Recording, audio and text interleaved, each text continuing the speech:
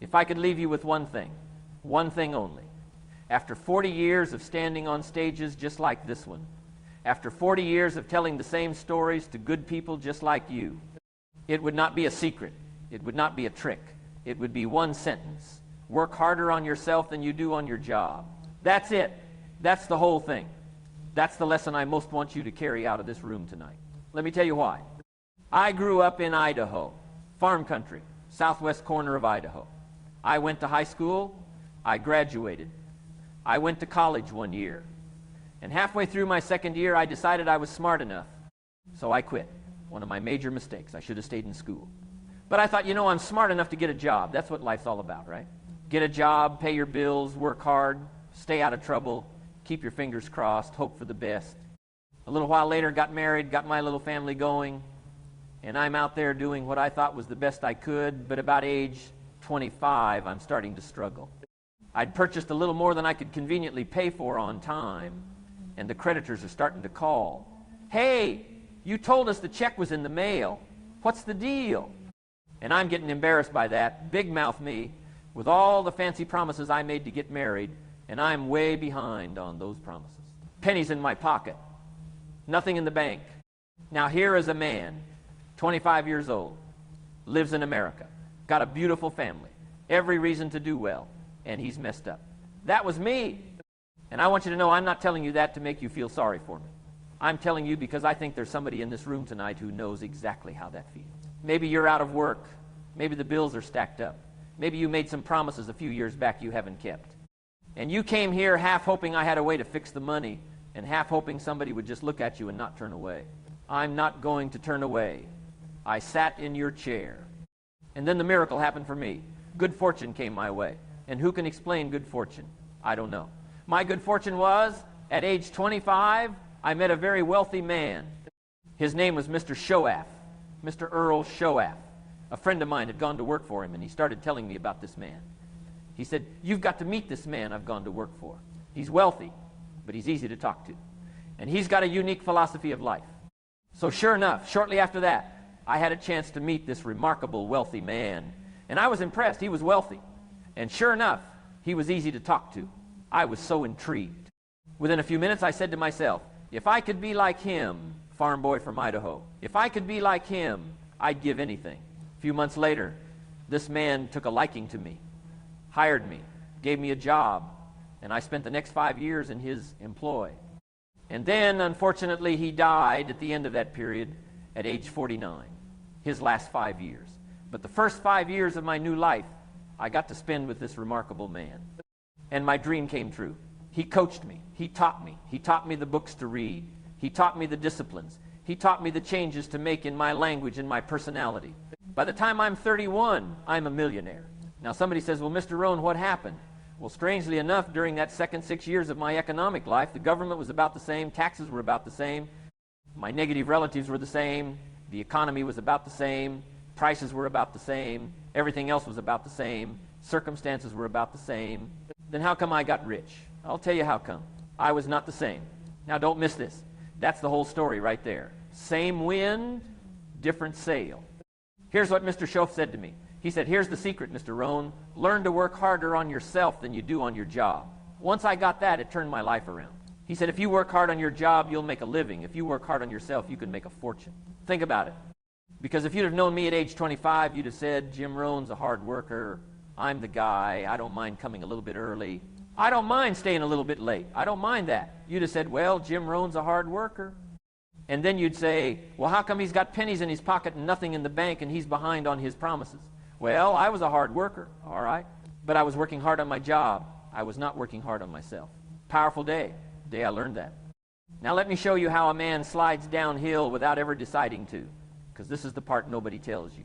Not long ago, midnight, we're getting ready to go to bed. My father's eating what he calls his midnight snack. A little bite to eat before you go to bed. And I'm watching him eat this midnight snack. Guess what he had? An apple, a few graham crackers, and a glass of grapefruit juice.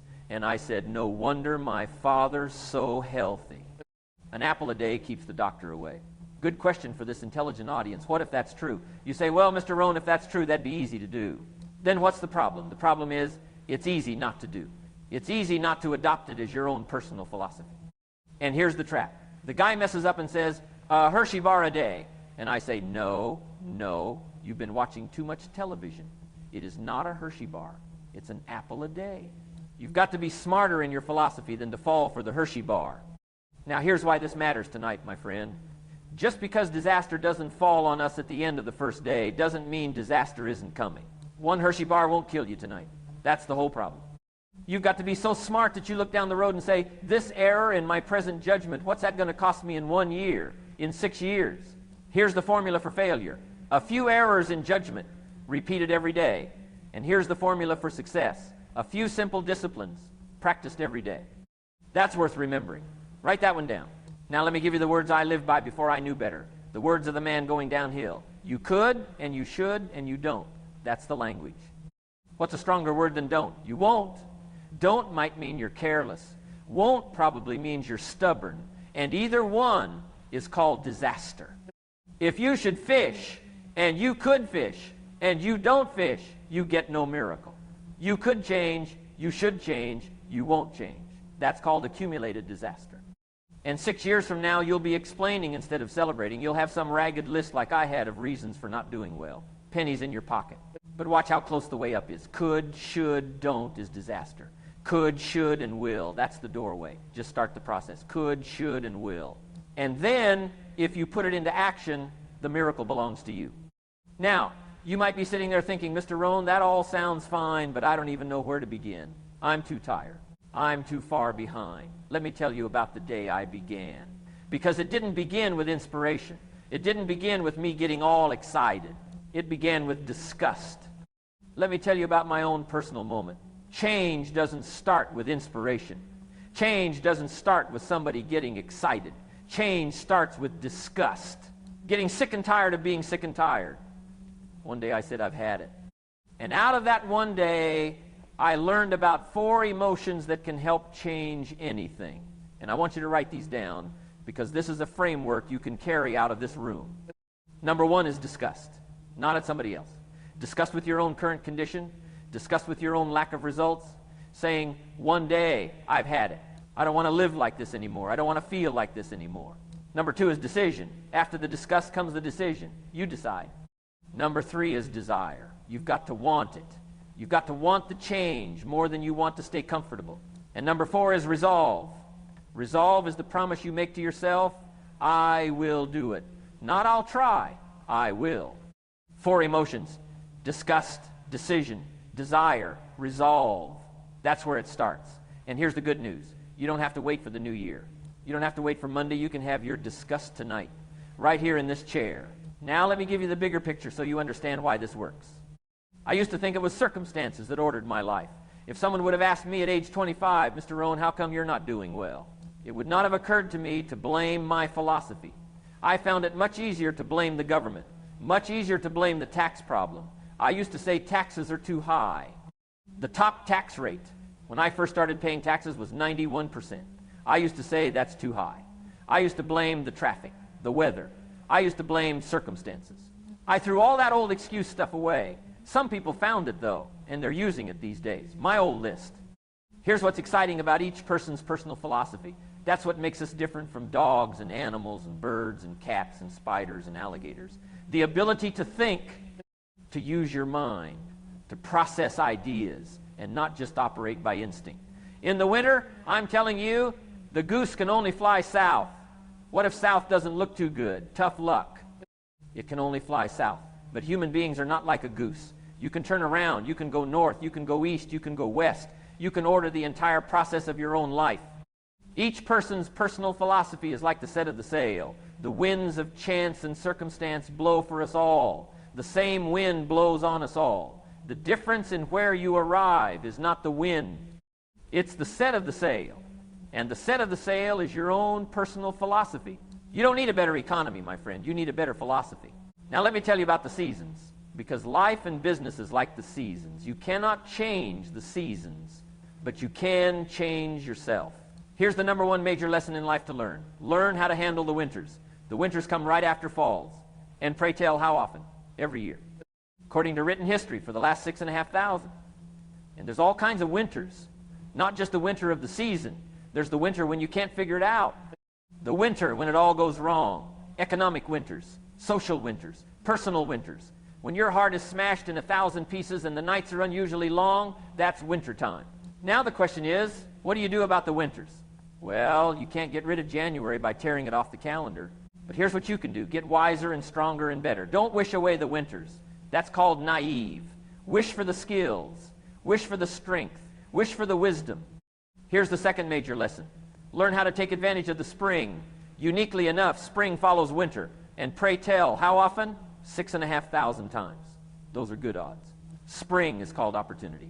But here's what we must learn to do with opportunity. Underline 2 words. Take advantage. Just because spring comes, there's no sign you're going to look good in the fall. Everybody in this room's got to learn to do one of 2 things.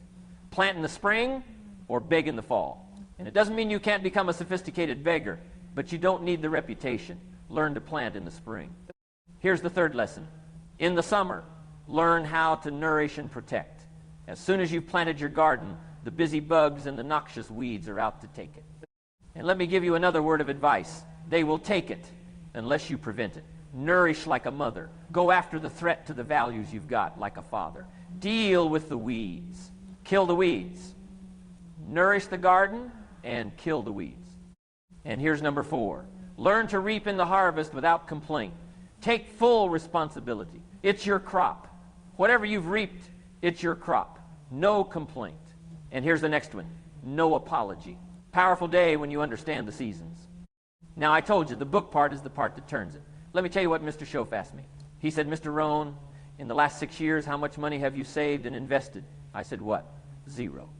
He said, you have messed up. He said, how many books have you read in the last 90 days? I said, what? 0. He said, the wisdom of the world is available to change your life and change your future, and you haven't read any books in the last 90 days. Here's what it says in ancient script. As a man thinketh, so is he. And here's the corollary. The book you don't read won't help. Now somebody says, well, Mr. Rohn, I can't afford a big house with a library. Doesn't matter what size house. Take your present apartment, clean out a closet, call it your library, and start acting intelligent. And let me tell you what one good idea does, because here's the truth I want you to feel tonight. It is not the money that changes your life. It's what you become. Let me tell you about a man who walked up after one of my seminars. He said, Mr. Rohn, you've really gotten to me. I'm going to change my philosophy. I'm going to change my attitude. I'm going to change my life. He said, you'll hear about me. Sure enough, a few months later, I come back, and he said, one of the things I decided to change was my relationship with my family. He said, my wife and I have 2 lovely teenage daughters, and I'm the only one who's ever given them trouble. They love to go to the rock concerts, and I'm always giving them trouble. They have to beg me for the money. I'd say, I don't want you to go. Music's too loud. You're going to ruin your hearing. But he said, after I left your seminar, I decided to change. And not long ago, I picked up the newspaper, and I saw an advertisement. One of their favorite performers was coming to town. He said, guess what I did? I went down and bought the tickets myself and brought them home and put them in an envelope. And when I saw my daughters later that day, I handed them this envelope, and I said, you may not believe it, but inside this envelope are 2 tickets for the upcoming concert. And he added, you'll be happy to know, begging days are over. So they go to the concert. Come concert time, they open up the envelope, hand the tickets to the usher, and he says, follow me, and he starts walking down front. The girls say, hey, hold it, something must be wrong. He takes another look. He says, no, nothing's wrong. Follow me. 10th row, center. See, the only tickets those girls had ever been able to beg for before were 3rd balcony. Can't even see. He said, I stayed up a little late that night. And sure enough, a little after midnight, my 2 daughters come bursting through the front door. One of them lands in my lap. The other one's got her arms around my neck. And they're both saying, you've got to be one of the all-time world's great fathers. And he said, Mr. Rohn, you're right. I can't believe it. Same money, different father. Now don't miss this. Same money, different father. He didn't get a raise. He didn't win the lottery. He became a different man, and everything changed. That's the lesson. For things to change, you have to change. If you will change, everything will change for you. What you have at the moment, you've attracted by the person you've become. And to have more, you simply have to become more. Income seldom exceeds personal development. Now here comes the hard part, and I'm going to give it to you straight, because I respect you too much to dress it up. Nobody is coming. Nobody is coming to fix it for you. Not the government, not your relatives, not a better economy, not a lucky break. The man who handed his daughters that envelope No one handed it to him. He went down and bought the tickets himself. He changed himself. We must all suffer one of two things: the pain of discipline or the pain of regret. And here's the difference. Discipline weighs ounces. Regret weighs tons. That's the hard line. Now let me hand you the way up, because I'd never leave you standing in that. Here's the way up. You don't have to start with something staggering. You start with an apple. You start with one book. You start with one closet you call a library. You start with a quarter. Let me tell you what Mr. Schoaf told me about a quarter. He said, Mr. Rohn, if you're getting your shoes shined and the boy's done an exceptional job, one of the world's all-time great shines, and you go to pay him, you've got a little change in your hand. And a question pops into your mind. Should I give him 1 quarter or 2 quarters as a tip? Here's what he said. If 2 amounts pop into your mind, always go for the higher amount and become the higher thinking person. He said, if you go for the 1 quarter, that'll affect you the rest of the day. The rest of the day, you'll look down at that great shine and say, I got to be really cheap. 1 lousy quarter. But if you go for the 2 quarters, you can't believe the extra happiness you can buy for just an extra quarter. That's called studying and practicing the art of lifestyle, which means living well. You see, it doesn't take a fortune to start becoming the higher thinking person. It takes a quarter. It takes an apple. It takes one decision tonight before bed. So here is what I want you to do before you sleep tonight. Not next week, tonight. I want you to get a little disgusted. Not at your husband, not at your wife, not at your boss, or the economy, or the years that got away. Disgusted with your own current condition. Say it. I've had it. I don't want to live like this anymore. Then make the decision. Then find the desire. Then resolve, I will. And then do one small thing. Read 1 chapter of 1 good book tonight. Clean out 1 closet. Write down on 1 piece of paper the answer to 1 question. Where do I want to be 6 years from now? Don't trust your memory. Write it down. The good ideas, the changes you want, write them in a journal. Because long after you're gone, your children and your grandchildren will find more value in that journal than in your furniture. Do something different in the next 90 days than you did in the last 90 days. And I'm telling you, your whole life begins to turn. Don't wish it was easier. Wish you were better. Don't wish for fewer problems. Wish for more skills. Start working on yourself. Start making these personal changes, and it'll all change for you. You don't have to walk out of here the same as you walked in tonight. Only by choice. You can start a whole new process. And you say, well, Mr. Rohn, is it really that simple? Yes. It's that simple. Where else would you start? With an apple? And here's why I keep doing this. After all these years, it's not the money. What I feast on, coming back around, is the stories out of an audience just like this one. Sure enough, 6 weeks from now, 6 months from now, 6 years from now, somebody's going to walk up to me or write me a letter or pick up the phone and say, Mr. Rohn, the things you shared that day got me thinking. And I started making some changes. And let me tell you what's happened to my life. Let me tell you what's happened with my family. See, that'll make it worth it for me. Not the money, the return, something you can't buy with money. So if you take nothing else home tonight, take this. You've been given the dignity of choice. You are not a goose that can only fly south. You can turn around. The same wind that's been blowing on you all these years is the same wind that blows on the wealthy and the wise and the happy. The difference was never the wind, it's the set of the sail. And the set of the sail is yours. It always was. Work harder on yourself than you do on your job. Become the higher thinking person. Plant in the spring. And one day, not too far down this road, a couple of people are going to come bursting through your front door and throw their arms around your neck and tell you you turned out to be something they never expected. Same wind, different sail, same money, different father. For things to change, you have to change. And you can, starting tonight. I believe in you. I believe in you more than you believe in yourself right now. And that's all right. You'll catch up. Go, become more.